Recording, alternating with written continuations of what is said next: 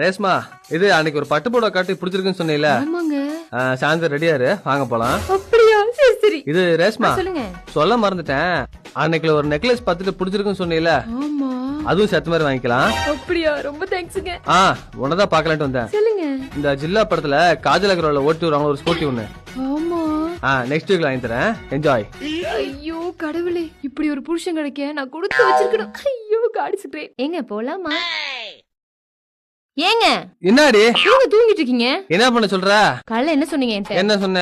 Necklace வாங்கி தர, புடவை வாங்கி தர, ஸ்கூட்டி வாங்கி தரேன்னு சொல்லிட்டு இப்படி படுத்திருக்கீங்க. வாங்க போலாம், உட்கார்ந்து இருக்கீங்க. வாங்க போலாமா? நைட்டு நீ என்ன சொன்ன ஞாபகம் இருக்கா? என்ன சொன்னேன்? ஏங்க காலைல எந்த சொன்னேன், உங்களுக்கு பிடிச்ச மாதிரி மட்டன் பிரியாணி, சிக்கன் வறுவல், அவிச்ச முட்டை எல்லாமே செய்யறேன்னு சொல்லலடி? ஆமா. என்ன செஞ்ச? உப்புமா. உப்புமா தானே செஞ்ச? அதே மாதிரிதான் இதுவும். ஒருத்தனுக்கு ஆசை காட்டி எதுவுமே செய்யலைன்னா எப்படி வெறுப்பாகுமோ அதை உனக்கு சாம்பிள் காட்டினப்போ.